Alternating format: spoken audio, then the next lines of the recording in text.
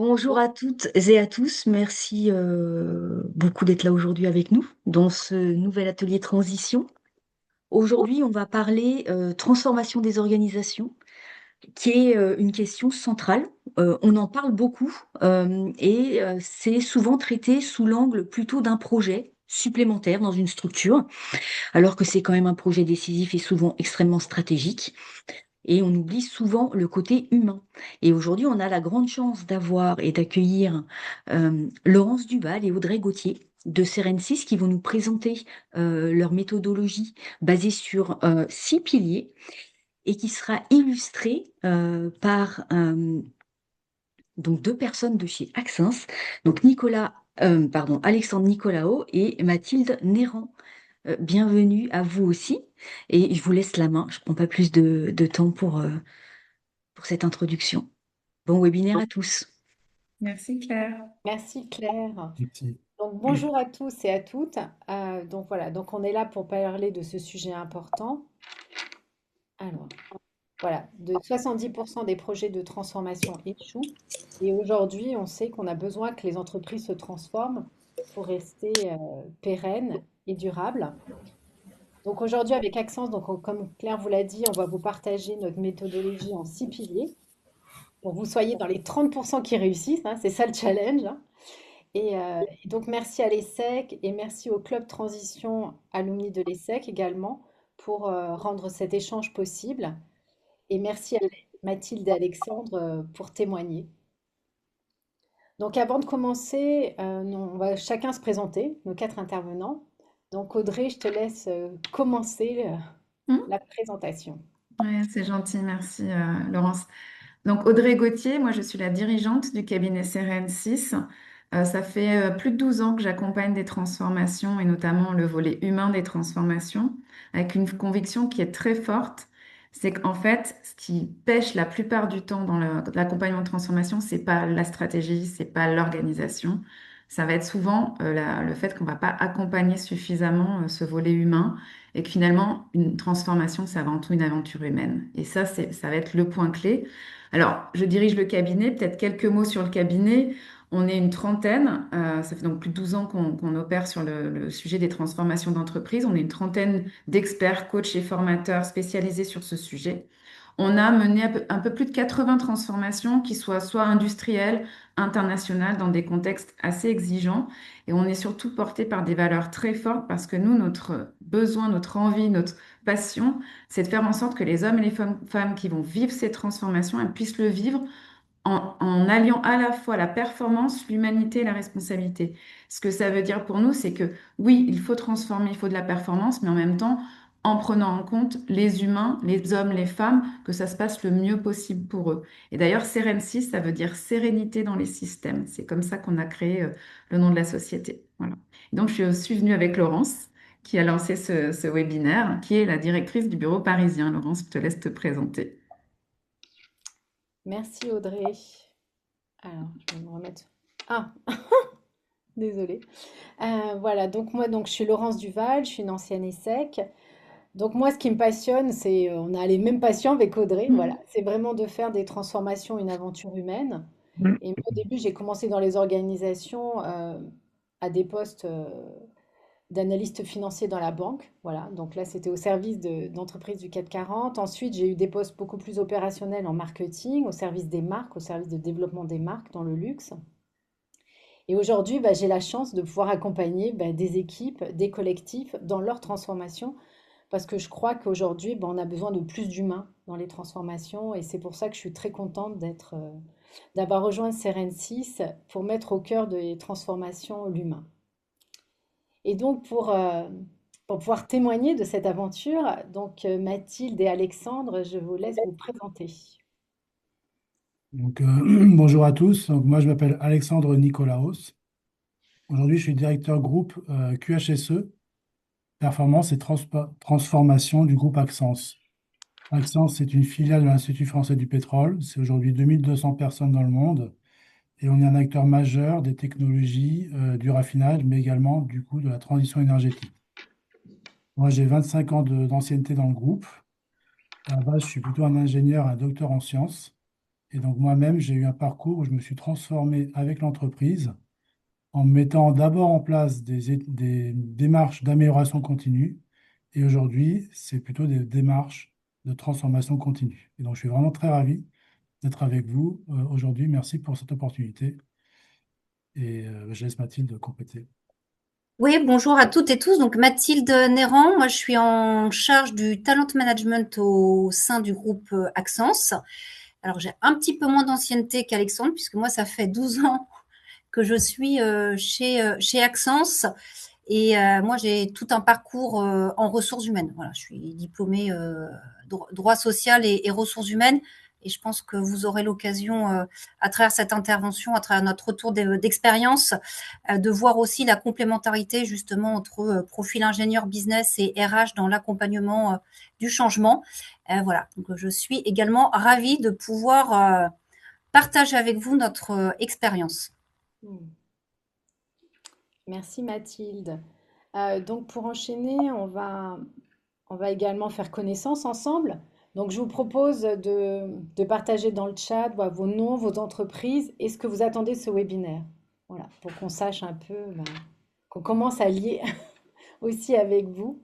Donc on est, je sais, je vois pas le chiffre de participants, donc voilà, on est 59. Voilà, donc je vous invite dans le chat et si Audrey, tu veux lire quelques attentes, je veux bien, vu que j'ai plus de visibilité sur le chat. Ok, je le fais, pas de souci.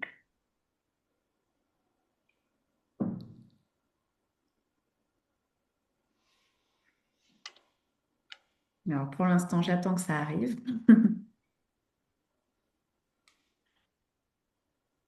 Alors, première attente, Céline de Somfy, partager des expériences, comprendre les key success factors des transformations. On a Thierry du groupe Eurofeu, euh, qui est en plein changement de RP. Donc lui, il a envie d'écouter pour voir comment ça peut l'aider, je pense, sur ce projet. On a Émilie de Somfy également, qui veut un peu comprendre les must-have à mettre en place pour réussir une transfo.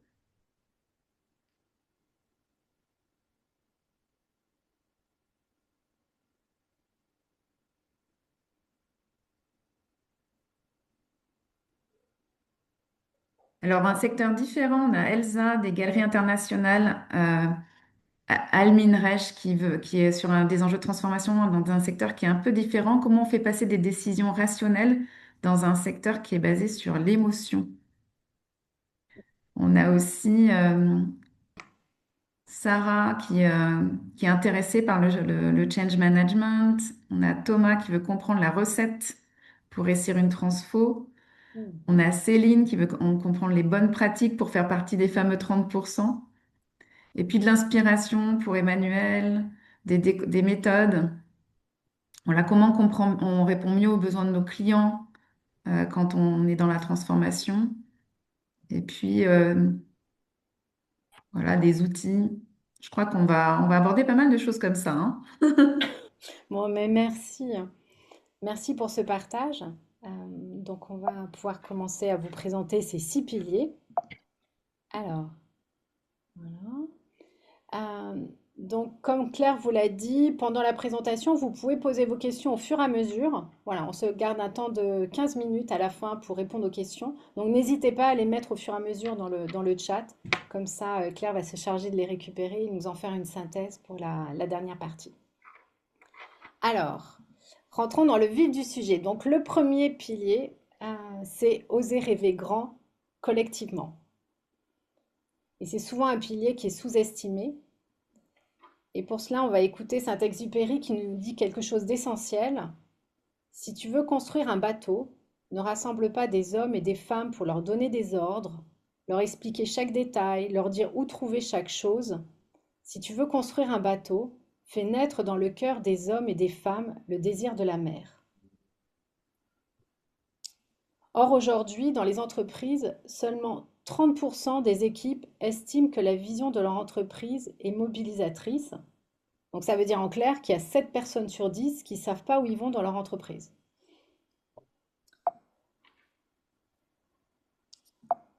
Ah.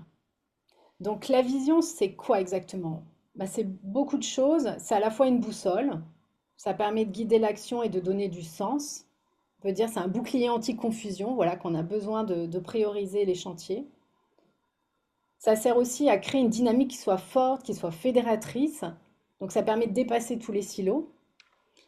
Et ça permet au final de dégager une énergie. Voilà, quand on lit la vision, on est motivé, on a de la force pour pouvoir dépasser bah, toutes les turbulences, les blocages, toutes les difficultés qu'il va avoir sur le chemin. Et nous, les trois pièges qu'on voit dans les entreprises qu'on accompagne, souvent il y a une vision qui est trop élitiste. Elle est portée juste par quelques-uns au de l'organisation et elle n'est pas compréhensible pour la majorité de l'entreprise. Souvent, elle est trop court terme, voilà, donc elle est en décalage par rapport aux évolutions de marché et elle est aussi parfois trop rationnelle. Voilà, quand on la lit, il n'y a pas de waouh, il n'y a pas d'énergie qui se dégage et elle est un peu trop flat. Donc, quelles sont les bonnes pratiques? Bon, déjà, c'est d'avoir une bonne analyse stratégique et prospective, c'est-à-dire d'avoir des données qui viennent à la fois de l'extérieur de l'organisation et de l'intérieur de l'organisation, d'avoir des processus d'idéation qui soient mis en place et d'avoir, dès le démarrage, de la mobilisation transversale.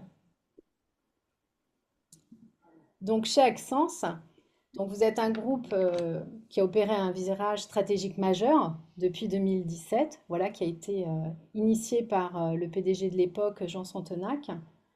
Donc, Alexandre, comment vous avez fait pour mener cette transformation qui n'était pas une transformation marginale, qui était vraiment une transformation identitaire sur le métier d'Accence? Voilà, comment vous avez travaillé cette nouvelle vision, mission, ambition? Merci Laurence pour cette question. D'abord, comme vous l'aviez dit, en fait, c'est d'abord parti d'un constat. En fait, Axens avait une mission assez claire historiquement, qui était d'être un champion du raffinage de la pétrochimie. Et à un moment donné, au sein de l'entreprise et au sein de la direction en particulier, il y a eu une prise de conscience, en particulier au moment du Covid, qu'il fallait se réinventer et s'inscrire durablement au service de la transition énergétique. Ce travail, il a commencé à être fait en petits groupes au sein du COMEX d'abord, avec des temps privilégiés. On a pu discuter, et ils ont pu se projeter et rêver du futur en écrivant, par exemple, s'écrire une lettre du futur, c'est dans 50 ans, si je voulais être fier de ce que je fais, qu'est-ce que je m'écrirais moi-même? Et ça, c'est un super exercice. Et ensuite, ces mots, ils ont été concrétisés, ils ont cristallisé ce rêve, qui est un rêve, je dirais, collectif. Alors, je vais vous le lire, hein, c'est l'excellence technologique au service d'une transition durable. Et notre esprit partenarial et notre passion font de l'innovation une réalité industrielle. Et donc, tous les mots parlent à tout le personnel d'Axence. Et chacun y trouve justement sa boussole quand il est un peu perdu sur où est-ce qu'on en est dans le quotidien. Et voilà. Et après, et aussi avec Mathilde et les équipes, on a pris à cœur de partager dans beaucoup de workshops, de séminaires, cette mission pour que les gens se l'approprient. Et c'est d'ailleurs inscrit dans notre site web, dans nos politiques qualité. Enfin, voilà, on se l'est approprié et on sait ce que ça veut dire. Voilà ce que je peux vous dire. Mm. Et puis, dernier élément que je voulais aussi vous partager, c'est que quand on l'a fait, on ne l'a pas fait uniquement en se posant nos questions à nous. On s'est dit, nos parties prenantes, qu'est-ce qu'elles diraient aussi? Et on Mm. avait fait un exercice où chaque dirigeant avait joué un rôle, donc les clients, l'actionnaire, les collaborateurs, mais aussi on a joué la planète. Et donc la planète, elle a eu la chance de pouvoir parler à Axence et à se dire, bah, qu'est-ce que j'aimerais moi aussi par rapport à ta mission, qu'est-ce que tu nous apportes, Axence. Voilà. Et donc cette nouvelle mission, elle s'est construite comme ça, à travers beaucoup d'échanges et une belle projection humaine. Mm. Merci Alexandre. Merci Alexandre. Alors, tu as fait la transition avec la deuxième dimension parce que ce qui est vrai, c'est que, alors, c'est très important de passer du temps à construire la vision, à la partager, à la co-construire, à se l'approprier. Et donc, le principe numéro 2, c'est vraiment le principe de l'embarquement. Une vision qui n'est pas partagée suffisamment collectivement, ça va rester un rêve solitaire. Et ça, c'est vraiment c'est vraiment un des pièges, c'est-à-dire que parfois on va beaucoup trop vite là-dessus. Donc nous, on aime bien ce proverbe. En fait, si vous voulez aller vite, bien sûr, allez-y seul, vous pouvez foncer. Mais si vous voulez aller loin, si vous voulez aller loin, il faut y aller ensemble. Et quand on est en transformation, on veut aller loin. Alors bien sûr, on veut aller vite au début parce qu'il faut mettre de l'énergie pour réussir à vraiment embarquer et emporter vraiment le changement. Mais quelque part, on veut surtout aller loin. Et donc, c'est ensemble. Et ce qu'on voit, c'est que les chiffres vont nous confirmer ça. On se rend compte que quand l'embarquement est bien fait, quand on implique activement les équipes, donc il y a eu des mesures, hein, vous pourrez aller voir, je vous ai mis les références dans le document, on a en fait des équipes qui vont aller 1,7 fois plus vite à adopter la transformation plutôt que quand elle est imposée de manière descendante. C'est pas un petit peu plus, 1,7 fois, c'est qu'il y a presque 2 fois. Donc là, on va vraiment avoir la notion d'aller vite et aller loin, parce que l'énergie qu'on va impulser, elle va pouvoir se propager dans le temps. Ça, c'est vraiment ce qui est important. Alors, nous, donc, on vous a dit, on accompagne énormément d'entreprises et on voit pas mal de pièges. Alors, comme on est sur un temps court, on va vous en détailler deux majeurs. Euh, Souvent, en fait, on se contente d'informer. Alors, vous allez peut-être dire non, on fait des grands séminaires, on présente. Mais en fait, informer, c'est pas embarquer. Parce que ce qui va se passer, c'est que si on est uniquement dans l'information, on va pas permettre aux personnes de vraiment avoir des espaces d'échange, de s'approprier le sens. Et donc, du coup, ça va pas être suffisamment impactant pour que les personnes soient vraiment embarquées. Et puis l'autre piège, le deuxième, c'est souvent on va finalement euh, impliquer uniquement la ligne hiérarchique directe, le COMEX, les N-1, la leadership team, et puis on va pas aller beaucoup plus loin. Et ce qui va se passer, c'est qu'en fait, on va ignorer que ceux qui font, c'est eux ceux qui vont faire le changement, sont trop loin, l'ont pas compris, l'ont pas intégré, sont pas portés. Et donc, en fait, on va pas donner l'énergie nécessaire. Donc, du coup, ça va être vraiment important d'aller vraiment jusqu'au bout. Et donc, on va parler, en fait, il y a vraiment des ingrédients qui sont majeurs pour réussir. Je pense qu'il faut qu'on passe au slide suivant, du coup. Euh, c'est de se rendre compte que, alors déjà, avant les ingrédients, c'est qu'il y a, en fait, il y a cette fameuse loi de Z, vous pourrez en lire si ça vous intéresse, c'est qu'il y a toujours un angle mort. C'est que les équipes dirigeantes ont l'impression de répéter, répéter, répéter, parce qu'elles ont mûri le projet dans le temps. Et en fait, elles n'accompagnent pas suffisamment petit à petit les équipes. Et donc, elles sont très en avance de phase et elles portent seules le changement. Et derrière, les équipes sont très loin. Et cette dichotomie qu'on appelle la loi de Z, c'est vraiment quelque chose à prendre en compte. Et donc, si on a ça en tête, il faut regarder le fait qu'on va avoir quelques ingrédients importants à mettre en place. Et si déjà on met ces ingrédients en place, ça change la donne. Le premier ingrédient, ça va être vraiment de créer quelque part, d'industrialiser des espaces d'embarquement, de les ritualiser, en fait, et d'aller faire en sorte que du coup, ça cascade dans l'organisation. Pour ça, on peut créer des kits, on peut créer des sessions type, on peut former des personnes en interne, train the trainer, créer des communautés de changemakers. Le but, c'est qu'on ait une communauté qui soit engagée, prête à porter la vision et à la déployer. Et donc vraiment orchestrer ce cascading et pas le laisser se faire au petit bonheur la chance, ça c'est vraiment important. Alors Mathilde, on en a parlé, vous chez Axens, vous avez vraiment mis en place tout un dispositif d'embarquement. Est-ce que vous pouvez nous en dire plus? Qu'est-ce qui a marché? Qu'est-ce qui était plus compliqué? Voilà. Ouais. Euh, alors, peut-être juste revenir en deux mots sur le changement pour Axens, pour bien comprendre tous les enjeux et pourquoi on a mis en place tout ce plan d'accompagnement.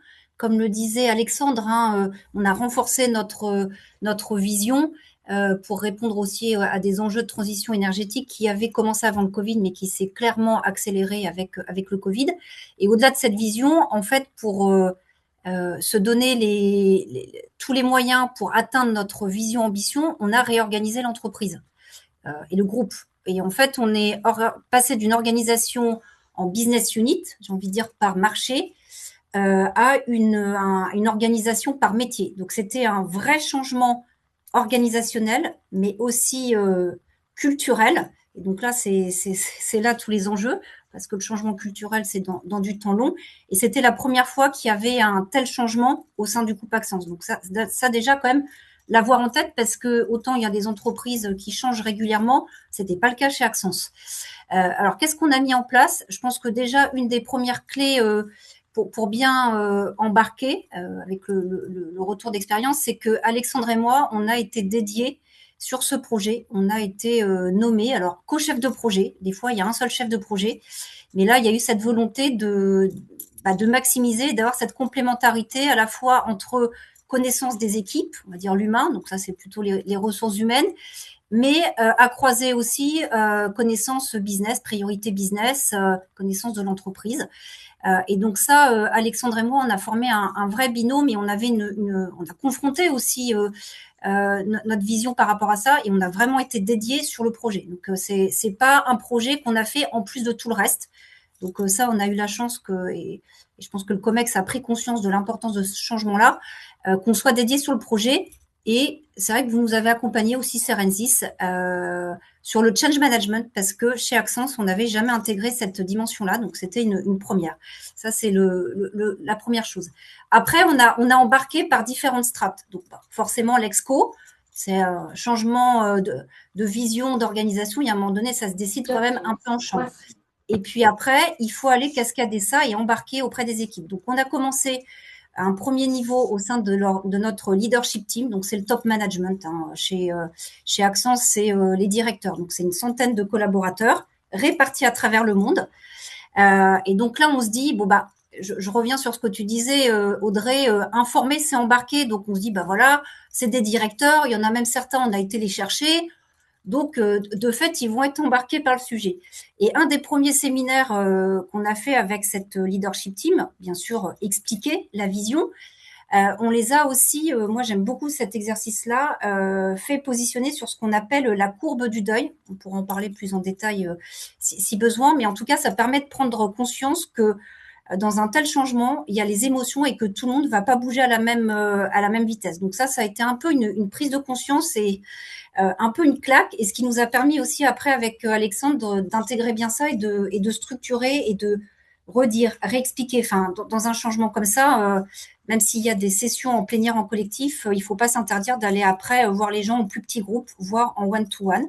Donc pendant une année, voilà, il y a eu des séminaires dédiés avec la leadership team. Et une fois que eux étaient embarqués, on a embarqué toute la strate managériale.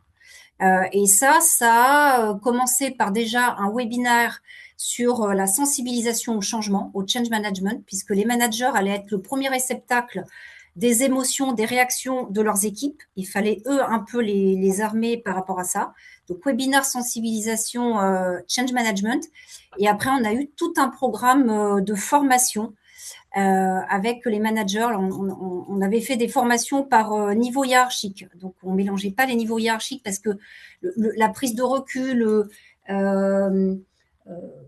comment on reçoit le changement était différent d'un niveau hiérarchique à l'autre.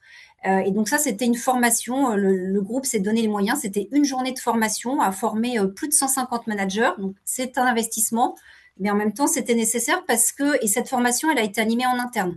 Donc, on a formé des formateurs internes qui ont pu aussi, à travers ces journées de formation, prendre le pouls et la réalité du terrain et identifier les résistances. Et pareil, en fonction du vécu de chacun, le changement n'est pas vécu de la même manière. Donc ça a été aussi des signaux importants pour après adapter nos messages. Il y a quelque chose qu'on n'avait pas perçu dans nos éléments de langage. Je ne sais pas si on y reviendra, mais la communication, c'est super important. Et quand on parle de transition énergétique, on faisait pas table rase du passé chez Axence. Il y avait le futur, il y avait aussi tout ce qu'on avait construit et qui continuait, le legacy. Et à un moment donné, on n'avait pas été très vigilants, mais les gens avaient l'impression qu'on opposait. Il y avait ceux qui étaient dans l'ancien monde et puis il y avait ceux dans le nouveau monde. Bon, ça, on s'est rendu compte en cours de route et on a rectifié le tir. On a beaucoup aussi travaillé, on a explicité. Et ce qui est important aussi pour embarquer, parce que les réactions qu'on a eues, mais vous avez tout décidé en chambre. Bon, en fait, on subit et qu'est-ce qu'on va faire, nous, concrètement? Donc, ça a été aussi de faire prendre conscience que oui, il y avait un certain nombre de choses qui étaient déjà décidées, designées, mais qu'il y avait aussi l'opportunité de co-construire avec les équipes que tout n'était pas réglé dans les moindres détails. Et ça, c'est des choses qu'on a travaillé avec les managers qui eux-mêmes ont mis en place des séminaires d'équipe et qu'on a pu accompagner, voilà, pour être dans la co-construction, parce que ça, c'est un élément clé pour embarquer les équipes, que les gens aient le sentiment de participer au changement. Merci Mathilde. C'est très riche, hein. Donc, on va passer au troisième pilier, donc qui est le pilier diagnostic. Donc, c'est un pilier sur lequel parfois on n'a pas envie de trop s'apesantir, hein. On a envie d'aller vite.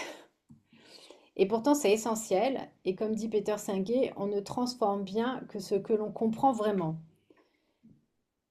Et aujourd'hui, ce qu'on voit, c'est qu'il y a 73% des salariés exposés à un changement mal préparé qui se désengagent l'année suivante.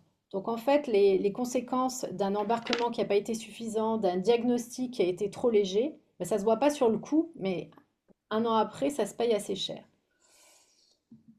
Et qu'est-ce que c'est qu'un diagnostic? C'est plusieurs choses. D'abord, déjà comprendre bien le système actuel dans toute sa complexité, sa profondeur, les différents types de parties prenantes. Ça veut dire aussi passer du temps à faire des études d'impact, pour voir réellement quelles sont les personnes qui vont être touchées, les métiers qui vont être touchés, pouvoir identifier les résistances actuelles et à venir, voilà, pour pouvoir les prévenir, autant de faire se peut, hein. Bien sûr qu'on en découvre sur le chemin, on ne peut pas tout prévoir. Et c'est aussi avoir en tête que le diagnostic, c'est aussi un outil pour faire grandir les équipes. C'est aussi un levier de transformation. C'est pas que des chiffres sur des slides. Et c'est pour ça que dans les pièges, ah, voilà.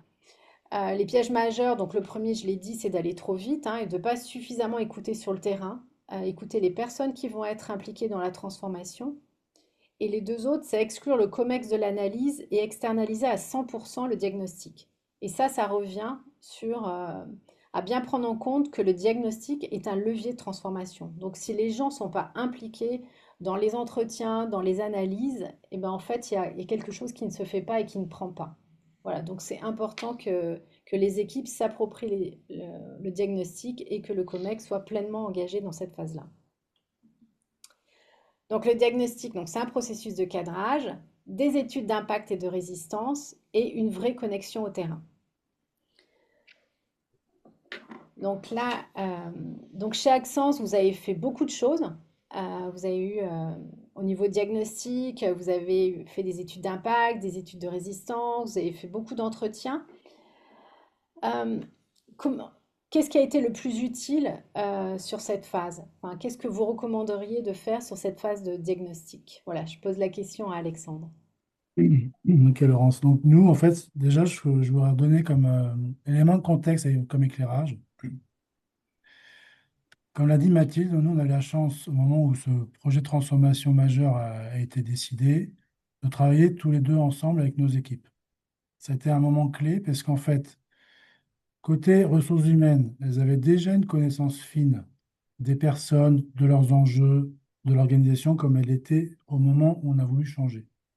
Et de mon côté, côté qualité performance QHSE, on avait aussi une connaissance fine des processus, des objectifs de chacun, de ce qu'ils devaient faire en termes je dirais, d'indicateurs de pilotage, mais aussi des difficultés qu'ils avaient à y arriver et d'avoir le langage, je dirais, du métier. Donc, ce moment-là, il était vraiment très clé parce que grâce à ça, nos deux maillages, parce qu'on a des maillages en fait, on a des agents chacun dans nos équipes qui accompagnent au quotidien les équipes et qui ont toutes ces remontées. Et donc, on a un maillage. Et ces deux maillages nous ont permis de croiser nos regards, de croiser ce qu'on savait du quotidien de chaque équipe. Et en plus, on a créé, grâce à ça, une communauté commune de ce qu'on a appelé des change makers. Et ça vit encore aujourd'hui. Donc, c'est-à-dire, en fait, il y a eu, on avait déjà ces diagnostics, je dirais, de cette manière de continu, mais on a créé cette communauté. Et aujourd'hui, selon les projets, on peut aller de manière plus approfondie sur certains diagnostics, parce que c'est le moment je dirais, de compléter le diagnostic ou de réembarquer certaines personnes. Il faut bien savoir quels sont les services impactés, quel processus. Par exemple, pour les clients, il faut absolument que les appels d'offres, les commandes continuent à suivre. Donc ça, on a cartographié sur notre processus. Qu'est-ce qu'il fallait absolument retravailler, redesigner. Autre élément, autre éclairage, dans nos systèmes d'information aussi, on savait qu'il allait falloir tout remettre à jour avec l'IT et les équipes concernées et les data. Et côté humain, les rôles de chacun, ils ont été redéfinis. Il fallait, comme l'a dit Mathilde, les accompagner dans cette phase de deuil pour leur expliquer pourquoi et qu'ils s'y retrouvent et qu'ils aient de l'énergie et qu'ils aient envie d'y contribuer. Et grâce à ça, ensuite, on a pu redéfinir avec eux leur fiche de fonction, leur processus, leur rôle dans l'organisation aujourd'hui et demain. Donc, c'était un gros travail d'analyse d'impact, mais je voudrais quand même réinsister sur le fait que ce maillage très fin que l'on a tous les deux nous permet d'avoir un diagnostic en permanence. Et je dirais même qu'on est capable de se mettre en résonance avec l'entreprise. Nous, en fait, on résonne, on vit et on vibre avec eux. Et on est capable de retraduire en fait ce qu'ils vivent avec nos mots pour que ce soit plus juste, enfin, je dirais, plus précis et également euh, avoir des plans d'action, je dirais, dédiés pour les aider à réussir la transformation, quoi. Voilà, c'est ça que je veux dire. Et en accord également, à nouveau avec la direction, parce que la direction, quand même, doit valider les grands changements structurants, les grands changements d'organisation, c'est quand même eux, à la fin, qui valident. Mais nous, on se fait les porte-paroles des difficultés et des problèmes de chacun. Je ne sais pas si c'est clair ce que je dis. Voilà. Merci Alexandre, c'est très Voilà. clair. Et c'est vrai que ce que tu soulignes, cette courroie de transmission Oui, entre le top et le terrain, en fait, oui, c'est ce qui est clé. Donc, ça doit descendre, remonter, descendre, remonter, descendre, remonter. Alors, ou se mailler à certains moments. Et en voilà, fait, on a beaucoup de transformations qui restent trop en haut, ou c'est beaucoup de ça. transformations qui en fait, sont trop terrain et ont du mal, du coup, après à cranter parce qu'en haut, il n'y a pas d'adhésion. Et donc, en fait, il faut vraiment mailler les deux niveaux. Et donc, vous avez joué aussi ce rôle de courroie de transmission. Et ça fait le lien avec le pilier suivant, qui est ce pilier de la mise en œuvre. C'est-à-dire qu'en fait, une transformation, on en parle, on a une vision, on embarque, on est inspiré, et en même temps, en fait, il faut que ça se réalise concrètement. Et donc, du coup, cette phase de pilotage, de mise en œuvre concrète, elle est clé. Sinon, c'est un PowerPoint, c'est des beaux posters sur des murs, c'est tout, c'est juste un rêve. Et donc, si on prend, on vous a mis aussi là une citation, mais comme on peut, je vais aller assez vite là. Ce qui est important, en fait, c'est que ça se pilote et en fait, ne croyons pas qu'il suffit de donner un cap. En fait, moi qui suis une idéaliste, j'ai souvent cru ça. Et en fait, à un moment, quand on veut vraiment transformer, il y a le cap, et puis il y a la trajectoire, et il y a la construction, la mise en œuvre, que vraiment, ça crante. Et donc, on va avoir aussi besoin, c'est du et, de l'inspiration et de la vision, et de la priorisation, du plan d'action, du pilotage, de l'orchestration. Et on va aussi, on est en transformation dans quelque chose, on ne sait pas ce que ça va donner, donc on va devoir prototyper. 80% des transformations qui ont structuré leur pilotage, elles vont atteindre leur objectif. Donc déjà, on se dit, ah, là, on a un élément. Et donc, structurer et mettre en œuvre cette transformation, c'est vraiment, c'est toute une machine. Et nous, ce qu'on voit en fait, c'est que souvent, on a des chefs de projet qui sont nommés. Cette partie de structuration première qui est de dire, ben, du coup, il faut des projets, on nomme des chefs de projet, elle est souvent faite, mais derrière, ils ne sont pas préparés. Certains ne savent pas mener des projets, ils n'ont pas suffisamment de temps à dédier au projet, ils ne sont pas accompagnés, ils ne savent pas comment accompagner de la transfo. Et donc, on a des chefs de projet qu'on va épuiser, qui sont des pépites de l'entreprise, et on ne va pas arriver à mettre en œuvre concrètement, ça va s'étioler dans le temps. On parle beaucoup de surcharge collaborative, c'est le deuxième point. En fait, ce sont toujours les mêmes qu'on met sur les projets. Et donc, du coup, on va avoir en fait quelque chose qui va se concentrer sur quelques personnes clés de l'entreprise et ça va faire goulot d'étranglement et en fait, le changement va patiner quelque part. Donc, on va avoir vraiment ce qui va être important, c'est de structurer. Donc, nous, on utilise un outil qui a été utilisé aussi avec Access, qui est la carte de transformation, hein, qui est connu. Donc, ça permet d'avoir cette vision globale entre là où on est, la vision, là où on veut aller, tous les chantiers, les trajectoires par axe. Et puis, ce qu'on préconise, c'est le prototypage, la boucle apprenante. On teste, on essaye, on ajuste avec les gens qui sont impliqués, qui vont être impliqués. Et on accompagne le chantier stratégique. L'idée, c'est que ça fasse une mise en œuvre qui soit orchestrée, qui soit concrète et qui soit pas à pas. on va célébrer les résultats au fur et à mesure et on va faire cranter au fur et à mesure. Voilà. Donc, du coup, ça, c'est vraiment quelque chose qui, pour nous, est vraiment clé. Et donc, du coup, la question qui va avec, c'est finalement, vous aussi, chez Axens, vous avez mis en œuvre tout un tas de dispositifs pour que ça devienne concret.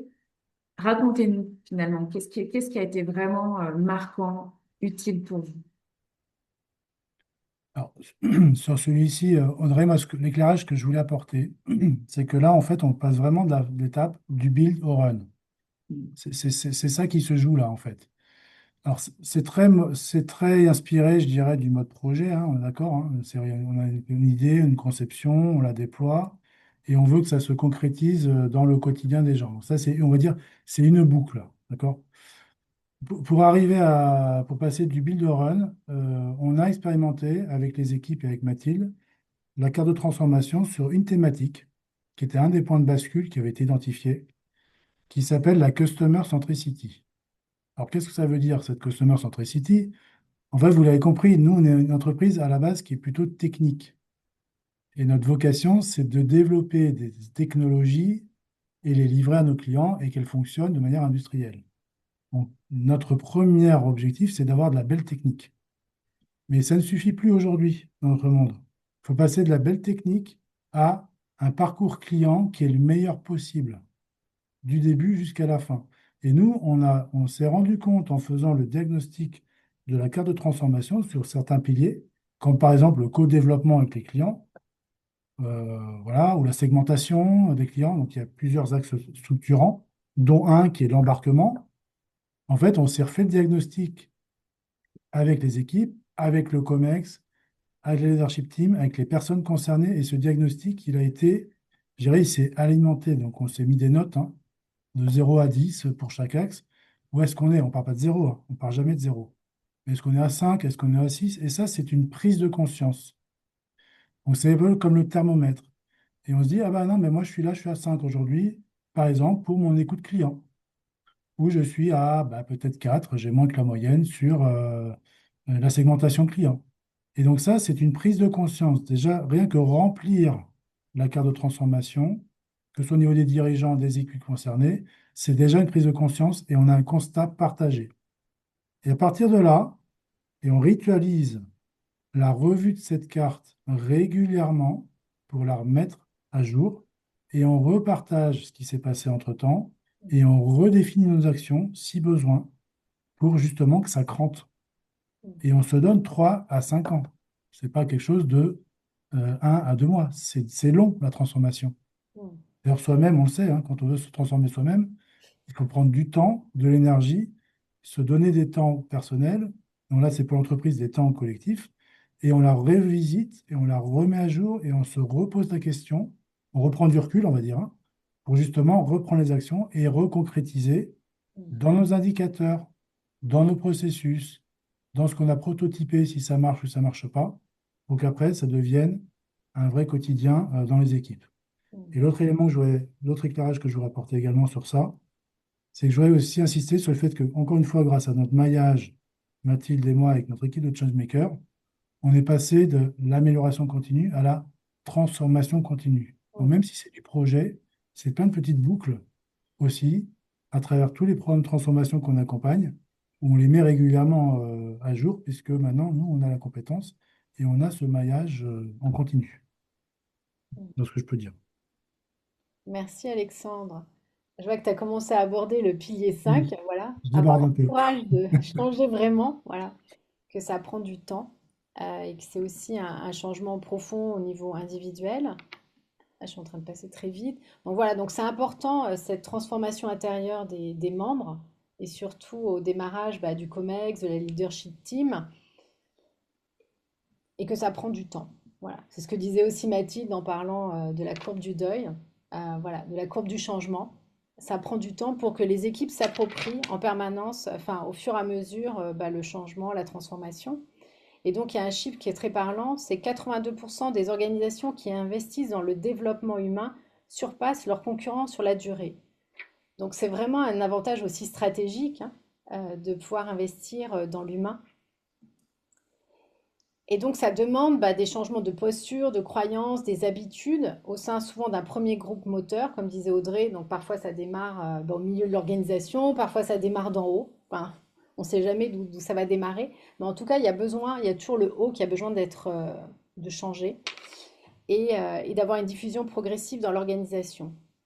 Et c'est aussi bien du changement individuel que collectif. C'est-à-dire que le leadership, c'est pas un leadership individuel. Aujourd'hui, ça tient plus, le leadership individuel. Le leadership est aussi dans sa composante collective. Et donc, les pièges, c'est de souvent dire, mes équipes doivent changer et moi, et moi, j'ai pas trop envie, voilà. Donc, ça peut arriver à tout le monde.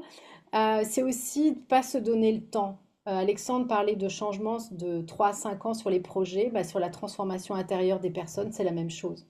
Enfin, on peut tous se remémorer nos changements de vie, on ne change pas comme ça. Voilà. Et donc, les bonnes pratiques, c'est qu'il y ait du coaching, des dirigeants, du COMEX, voilà, qui soit aussi bien au niveau individuel que collectif, qu'il y ait un vrai accompagnement des leaders. On a beaucoup parlé de la formation au change, enfin, voilà, pour pour faire en sorte que la transformation soit quelque chose, une habitude dans l'organisation. Ça prend vraiment du temps. Et que ça soit diffusé partout, dans toutes les poches de l'organisation, parce qu'on sait que, comme vous avez une transformation identitaire, vous avez besoin que tout le monde soit dans le même bateau. Et, voilà. Donc Mathilde, la question, c'est comment on fait tout ça quand on a une entreprise avec plus de 2200 personnes, avec 13 pays, avec des changements de métier. Voilà. Comment on fait? Ouais.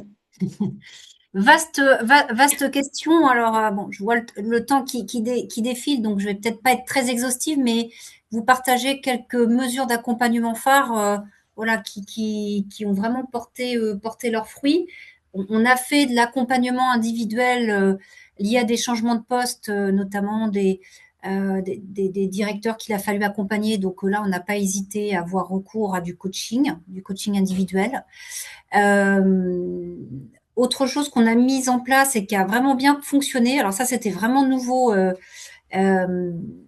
dans l'entreprise, c'est le codev et encore une fois pour l'ensemble des managers. Nous on est convaincus que le management, mais toute la ligne managériale, tout niveau de responsabilité, toute strate confondue, a un rôle essentiel pour embarquer les équipes. Donc c'est vrai que nous, on a mis beaucoup de moyens quand même sur l'accompagnement de nos managers, de tous nos managers, que ce soit le premier niveau de management au plus près du terrain jusqu'à des niveaux directeurs. Et on a mis en place des sessions de codev pour justement les accompagner aussi et qui puissent réfléchir en mode collectif, hein, en petit groupe, sur comment accompagner au mieux ce changement, les difficultés qu'ils pouvaient rencontrer. Donc ça, c'est quelque chose qui a bien fonctionné. On a eu aussi des vrais changements de métier de par le changement d'organisation et puis l'émergence aussi avec cette transition énergétique de nouveaux domaines. Donc, on a aussi clairement notre politique de formation, elle a été drivée, liée au changement d'organisation et on a dédié un budget vraiment lié à l'accompagnement individuel et parfois collectif sur ce changement d'organisation. Donc, collectif, j'ai en tête, voilà, transition énergétique, on en parlait beaucoup, mais ça voulait dire quoi concrètement pour les équipes? Donc, on a mis en place des POC, tout en essayant aussi des POC transition énergétique, hein, donc pour tenir compte aussi des évolutions d'un point de vue pédagogique. Et puis, j'insiste aussi le fait qu'on est, je pense que c'est une des forces chez Accence, on a une équipe. Moi, j'ai une équipe de HRBP, donc avec un suivi vraiment individuel des équipes post réorganisation. Il y a beaucoup de collaborateurs qui ont été vus individuellement. On a identifié les personnes qui pouvaient être soit en difficulté, soit déçues parce que ils n'avaient pas pu bénéficier d'une évolution liée à cette réorganisation. Et donc, du coup, ça nous a donné après notre feuille de route aussi pour les 2-3 ans. Voilà, quelles étaient les personnes prioritaires à accompagner, sachant qu'on ne pouvait pas faire bouger tout le monde parce que on avait une transformation et en même temps, il fallait continuer à servir le business. Hein. Donc, comment on mixe le day-to-day et des temps moyen-long terme. Ça, c'est toujours les enjeux dans les organisations et encore plus dans une ETI. Voilà, ce côté très opérationnel. Donc c'est vrai qu'avec Alexandre, on est un peu les gardiens du temple pour pas se faire happer en permanence par l'opérationnel. Voilà ce que je peux partager comme illustration concrète. Merci Mathilde. Et donc le dernier pilier, c'est vraiment ce principe de persévérer. En fait, on l'a dit plusieurs fois, la transformation, c'est du temps long. Et nous, ce qu'on voit souvent, c'est que finalement, on va abandonner un petit peu trop vite. On croit que c'est gagné ou ça va s'étioler et la difficulté d'aller jusqu'au bout. Donc du coup, je vais peut-être passer la citation à cause du timing, mais c'est vrai que c'est vraiment l'idée que si on parle de transformation, c'est qu'on veut que ça se crante dans le système, c'est qu'on veut que ça pérennise des nouvelles pratiques, c'est qu'on veut créer en fait une amélioration qui est durable. Et donc pour pouvoir le faire, il va falloir faire attention à un certain nombre de choses et ça va être vraiment important d'aller aussi jusqu'au bout à cet endroit-là. C'est-à-dire de passer vraiment, comme tout à l'heure disait Alexandre, du build au run, c'est vraiment que ça se crante dans le système, que ça devienne habituel. D'accord? Euh, donc, ce qu'on a, donc en fait, à chaque fois, les sources, j'ai vu que quelqu'un posait plusieurs fois la question, vous les verrez quand vous aurez le document. Donc, les organisations qui maintiennent une dynamique de rituel d'apprentissage collectif permettent 3 fois plus leur transformation. Donc, à chaque fois, on vous a mis les liens dans le document. Ça, c'est important en fait de se rendre compte que ça, c'est aussi important. Donc, c'est quoi? Qu'est-ce qui est écrit? Pérenniser, maintenir, créer une dynamique de rituel. Vous voyez? Donc, en fait, c'est cette notion de rendre la chose récurrente et permanente, de passer au mode projet, au récurrent et permanent. C'est de ça qu'on parle. Et donc, ça, il faut pas l'oublier, hein. Sinon, en fait, tout cet effort pour rien. Et donc, les pièges, c'est qu'on arrête souvent trop tôt. Nous, c'est ce qu'on voit. C'est qu'on va avoir on va sous-estimer en fait que les résistances et donc du coup, on va y aller comme si c'était déjà fait en se disant ça y est, projet terminé, c'est bon. Et non, on va parfois changer de cap avant même d'avoir cranté la nouvelle habitude. Et donc tout ça, en fait, ça va faire que ça va pas pérenniser. Et c'est vraiment, moi je dirais que c'est presque un des pièges qu'on voit le plus parce que comme on enchaîne beaucoup de transformations aujourd'hui et qu'on est dans la transformation permanente, à quel moment j'ancre en fait et que j'arrête d'être en mode projet, à quel moment je le crante dans le système. Ça devient, à mon avis, une des questions les plus importantes, sachant qu'en plus, on épuise, si on ne peut pas épuiser les personnes, il y a un moment, il faut aussi réussir à ce que ça devienne quelque chose de naturel. Voilà. Donc, Mathilde, du coup, c'est pour toi la dernière question. Euh, quelque part, quand on parle de pérennisation, c'est ce qui montre la maturité d'une transformation. Dis-nous un petit peu ce que vous avez mis en place pour cette partie-là, en fait, et comment vous avez réussi un peu à pérenniser. Bah, je pense vraiment qu'une des clés du succès, c'est vraiment, on évoquait hein, pour accompagner ce changement hein, qui s'est fait en 2022. Donc le changement, il est derrière nous, mais pour autant, on continue encore à l'accompagner. On a créé une communauté de changemakers, voilà, qui sont à la fois côté RH et côté département d'Alexandre en transfo. Et ce rôle-là, il s'est pas arrêté un an après avoir accompagné le changement. Et j'ai envie de dire, maintenant ça infuse et ça fait partie intégrante du rôle même de l'équipe de HRBP et de l'équipe des transfo leaders d'Alexandre.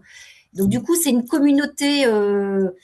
Déjà, ça permet de continuer aussi à se nourrir les uns des autres. On continue à se former, à se tenir au courant aussi autour du change management. Et encore une fois, c'était pas du tout dans la culture d'Axence. Et du coup, ce sont des interlocuteurs ou des relais dans l'organisation qui vont pouvoir aussi un peu challenger, que ce soit les managers, mais aussi les collaborateurs par rapport à leurs actions, par rapport à leurs questionnements, de toujours relier ça aussi à la vision et pourquoi on a changé. Et toujours être un petit peu là une petite lumière qui s'allume et qui re-challenge par rapport à ça. Donc, si je devais retenir qu'un point, moi, c'est vraiment le fait qu'on ait pérennisé ces rôles-là et que désormais, on a des personnes dans l'organisation qui portent vraiment le change management sans que ce soit une entité dédiée. Voilà, c'est plusieurs relais dans l'entreprise qui sont garants et qui continuent à faire grandir les managers comme les collaborateurs autour du change. Merci. Donc c'est très riche. Donc maintenant, on a un peu moins de 10 minutes, hein. Il y avait beaucoup de choses, donc voilà. On est là pour répondre à vos questions. Je ne sais pas, Claire, si tu as déjà pu détecter un certain nombre de questions. Alors oui, alors il y a certaines questions qui ont eu des réponses du coup au cours du webinaire, mais alors il y en a une d'Émilie. Pouvez-vous développer le principe des cartes de transformation? Comment mettre ceci en œuvre? Commence théoriquement et vous complétez, ça vous va? Alors, la carte de transformation, c'est vraiment, il faut voir ça comme un outil qui va vous permettre de structurer l'ensemble des éléments. Donc, pour la mettre en œuvre, on va faire travailler les équipes autour de l'ensemble En fait, déjà, un premier point qu'on a mentionné la dernière fois, c'est que on part d'aujourd'hui et on veut transformer. Donc, on va identifier ce qu'on appelle, nous, des points de bascule entre la situation d'aujourd'hui et la situation de demain. Qu'est-ce qui doit vraiment basculer? Et sur ces points de bascule, ça va nous permettre d'identifier des thématiques. Et chacune des thématiques vont être un axe de ce qu'on appelle la carte de transformation. Sur chacun de ces axes, on va aller travailler sur la trajectoire entre aujourd'hui où je suis et demain où je veux être. Donc très clairement, la vision, la matérialiser sur cet axe. À quoi ça ressemble? Quelles vont être toutes les étapes, les projets, les sujets qu'on doit adresser? Et donc, on va aller adresser un certain nombre de projets. Et ça va permettre d'avoir une vision globale en un coup d'œil de l'ensemble des trajectoires à mener entre aujourd'hui et demain sur tous les axes pour atteindre la vision. Peut-être Alexandre, tu veux compléter ce que toi tu l'as Ouais, vécu, non, c'est mais super, c'est exactement ce qu'on a vécu et je voudrais juste compléter que sur chaque axe également, on se donne les moyens de définir l'état désiré que l'on veut atteindre. oui, Et en disant ça, bah, justement, on sait où est-ce qu'on est sur le chemin et ça nous permet voilà, de le vivre et d'agir dessus, quoi. Voilà. Et oui, voilà, parce qu'en fait, c'est comme très c'est un, structurant. C'est très ouais, structurant. oui. Comme c'est un temps long, en fait, il faut se voir avancer. C'est Si on ça. se voit pas avancer, on a l'impression de patiner dans la. Voilà. Donc, L'intérêt, c'est que les gens qui l'ont fait, après, ils sont très contents parce qu'ils se disent, c'est bon, j'ai un plan. Je sais ce que j'ai à faire, ça les rassure aussi. Ils savent où est-ce qu'ils sont, ils savent se situer. Alors, ils savent que c'est difficile parce qu'il faut mettre beaucoup d'énergie, mais ils sont contents d'avoir leur plan, enfin, le plan à suivre, quoi. C'est rassurant, voilà. hmm. Oui. Merci beaucoup. Donc, du coup, il y aura une deuxième question extrêmement intéressante. Comment gérer quand la personne à convaincre n'est pas les équipes, mais le fondateur de l'entreprise? Le plan de transformation est clair, construit à partir des inputs des équipes, mais le fondateur de l'entreprise ne souhaite pas changer. Ah, je sais pas si quelqu'un d'autre veut répondre, mais ça, c'est très classique. En fait, euh, alors déjà, ça va dépendre de la culture de l'entreprise. Je vais juste dire, moi, ce qui me vient comme ça, c'est que on a des cultures d'entreprise qui sont plus ou moins top-down. Parce que j'avais vu aussi tout à l'heure une question autour de ce qu'il faut être bottom-up ou top-down. Quand la structure hiérarchique est très, quand même top-down, relativement top-down, et que le fondateur n'est pas convaincu, il faut absolument travailler avec le fondateur. Parce que dans le système, ça ne bougera que modérément. En fait, moi, j'ai longtemps cru, je suis une idéaliste, donc je pensais que les forces vives renverseraient peut-être la tendance. C'est pas ce qu'on voit malheureusement. En fait, ce qui se passe, c'est que c'est un élément clé dans des structures top-down, dans lequel il y a un certain système hiérarchique. Il faut absolument que le dirigeant soit embarqué.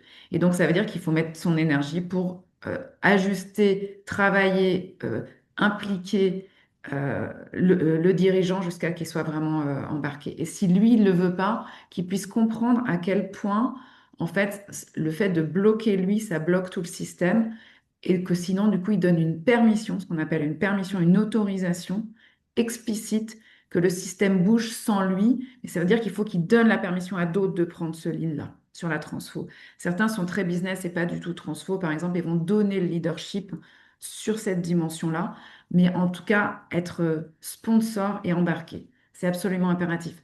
Ça peut être un peu moins vrai dans des structures très intrapreneuriales. Voilà.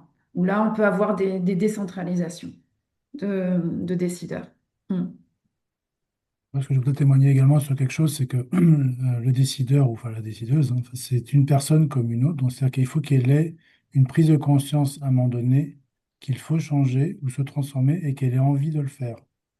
Ça peut venir d'elle-même, ça peut venir de l'intérieur de l'entreprise, mais ça peut venir aussi de l'extérieur, avec des pairs, des voyages apprenants, ou l'actionnariat, enfin, et voilà, ou le client. Donc, Mm. il faut qu'il y ait une prise de conscience et qu'elle ait envie de changer. Mais il y a différentes, donc encore une fois, soit de l'intérieur, soit de l'extérieur. Mm. Et donc, c'est un élément clé, hein. C'est vrai que dans le diagnostic dont on a parlé très vite, on a très vite ces questions sur l'engagement du top management derrière le projet. Si ce n'est pas le cas, c'est là il faut travailler à cet endroit-là, impérativement. Donc, on va pouvoir continuer les questions-réponses, mais comme je vois qu'il reste 3 minutes, donc si vous avez envie de recevoir notre livret blanc, voilà, vous laissez votre mail dans le chat et voilà, et on vous l'enverra par la suite. Oui. Voilà. Voilà, oui, ça c'est important parce que donc on a créé ce livre blanc basé sur nos expériences et vous allez retrouver beaucoup plus de détails que ce qu'on a pu partager là. Donc si vous voulez qu'on vous l'envoie, par contre, il faut que vous nous en donniez vos coordonnées. Voilà. Et vous aurez toutes les sources. Ouais. Les sources, les outils. Voilà. Merci. Là, il Et arrive. on peut poursuivre sur les questions. Ouais, si certains veulent rester un peu plus sur des questions, on est disponible. Là, il y a peut-être une dernière question, en tout cas dans le chat, hein, de Frédéric, sur le changement individuel. Donc, à titre individuel, hein, comment prouver qu'on change soi-même sans être dans le show-off et en gardant sa sincérité? Hmm.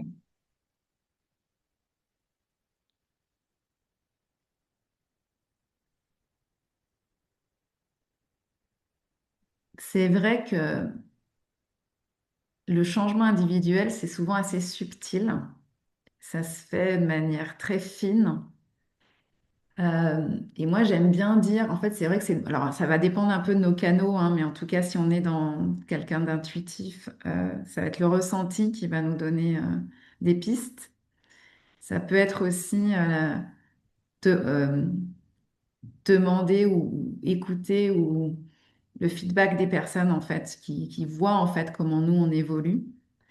Moi, j'aime beaucoup l'écrit aussi, et donc, quand on écrit finalement comment on était ou quand on écrit un certain nombre de choses sur soi, ben, en fait, et qu'on les revisite quelques mois, années après, en fait, on voit vraiment le changement de mindset.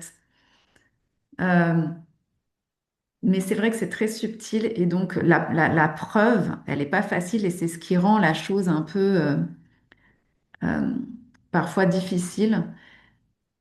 Et donc, du coup, tout ce qui est auto-évaluation, connexion à soi, connexion à l'autre authentique pour avoir du vrai feedback, tout ça, c'est important pour pouvoir se voir évoluer. Moi, je veux juste rajouter un éclairage également, c'est que pour que les gens ils changent, souvent, il faut qu'ils y gagnent quelque chose, entre guillemets.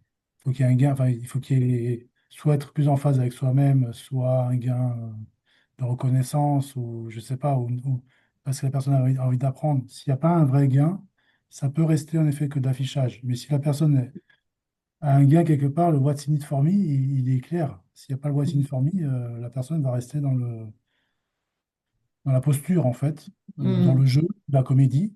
Mais si elle a fondamentalement, au fond d'elle, une conviction qu'il y a quelque chose qui lui donne envie parce qu'elle a envie de ça, et c'est pas qu'un gain financier, hein, c'est d'abord un gain de valeur, hein. Là, elle ira. Enfin, elle ira, mais elle aura vraiment envie. Elle n'aura pas envie de jouer le jeu, du tout. Au contraire, elle aura envie d'être Mm. elle-même et de le faire partager aux autres. Mm. Je vois Merci qu'il est beaucoup. 31 là. On avait prévu de terminer à l'heure, donc je pense que donc on vous remercie tous hein, d'être Merci venus. beaucoup. Mm. Merci. Merci. On espère que ça vous a été utile et merci pour votre écoute.